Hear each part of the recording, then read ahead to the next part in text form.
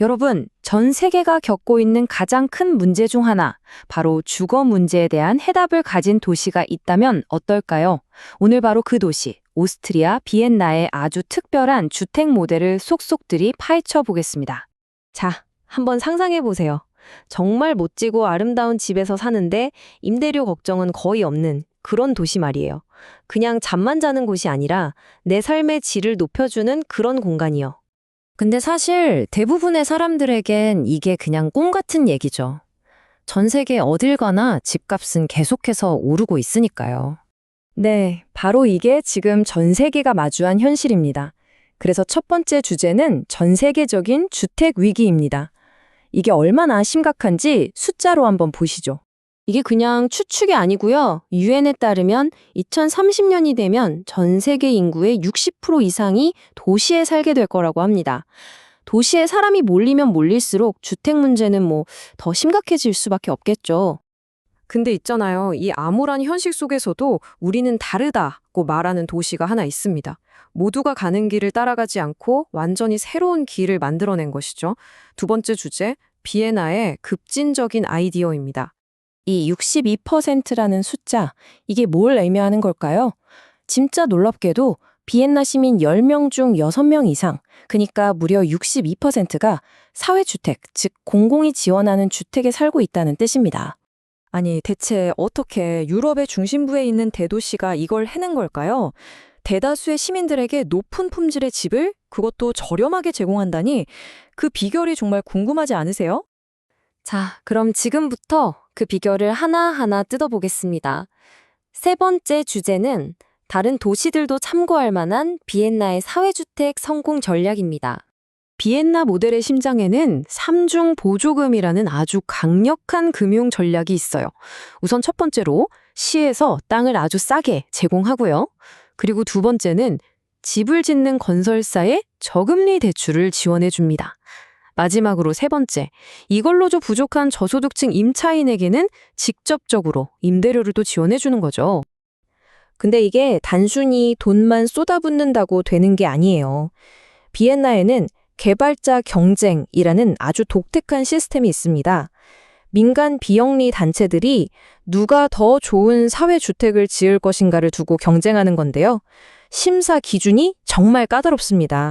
이 심사 기준들을 좀 보세요. 이게 진짜 대단한 거예요. 단순히 싸게 짓는 걸 보는 게 아니라 건축적 품질로 디자인을 보고 경제적 기능성으로 효율성을 따지고 환경적 성능으로 지속 가능성을 봅니다. 그리고 가장 중요한 사회적 혼합, 즉 다양한 사람들이 함께 어울려 사는 공동체를 만드는 걸 목표로 하죠. 이건 그냥 건물을 짓는 게 아니라 하나의 마을을 만드는 겁니다. 비엔나의 방식이 얼마나 특별한지 알려면 다른 곳이랑 비교를 해봐야겠죠? 네 번째 주제, 두 개의 다른 길을 통해 그 차이를 확실히 보여드리겠습니다. 아니, 이렇게까지 품질을 챙기고 혁신적인 아이디어를 넣으면 당연히 돈이 더 많이 드는 거 아닐까요? 상식적으로는 그게 맞잖아요. 놀랍게도 정반대입니다. 이 차트 좀 보세요. 비엔나의 평균 건축 비용이 미국 시애틀의 절반밖에 안 돼요. 네, 다시 말씀드릴게요. 절반입니다. 퀄리티는 더 좋은데 비용은 반값이라는 거죠? 이게 말이 되나요? 이런 말도 안 되는 차이가 어디서 오는 걸까요? 결국엔 철학의 차이입니다. 비엔나는 주택을 모두를 위한 권리로 보고 품질과 지속적인 투자를 핵심으로 삼죠. 반면에 미국 같은 곳에서는 공공주택을 일종의 위협으로 보기도 하고 신규 주택 공급을 막는 법이나 까다로운 규제들이 너무 많아요. 출발선부터가 다른 겁니다. 비엔나의 목표는 그냥 싼 집을 많이 짓는 게 아니에요. 그 이상을 보는 거죠. 다섯 번째 주제, 삶의 질을 위한 건축입니다. 자, 이 5에서 8층이라는 숫자.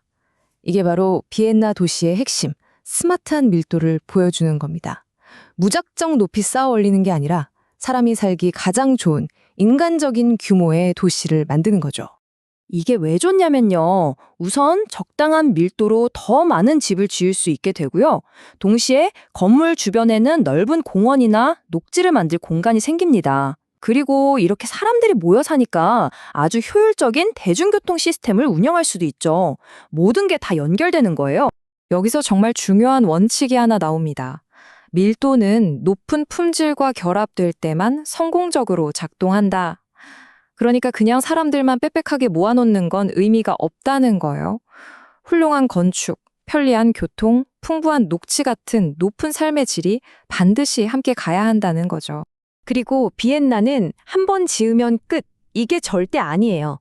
온화한 도시 재생이라는 프로그램을 통해서 오래된 주택들을 계속해서 개선하고 수리합니다.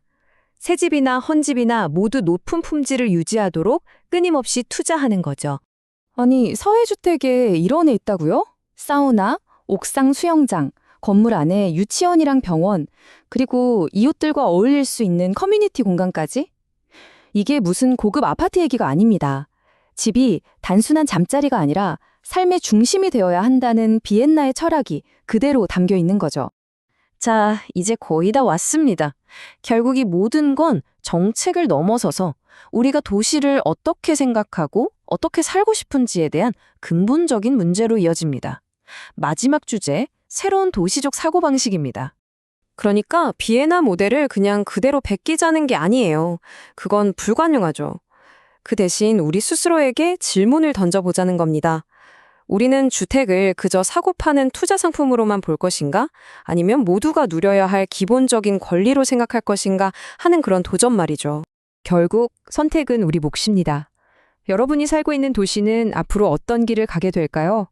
무분별하게 뻗어나가기만 할까요? 아니면 비엔나처럼 더 똑똑하고 함께 사는 길을 고민하게 될까요? 우리 도시의 미래가 어떤 모습이면 좋을지 오늘 한번 진지하게 생각해 보는 계기가 되었으면 합니다.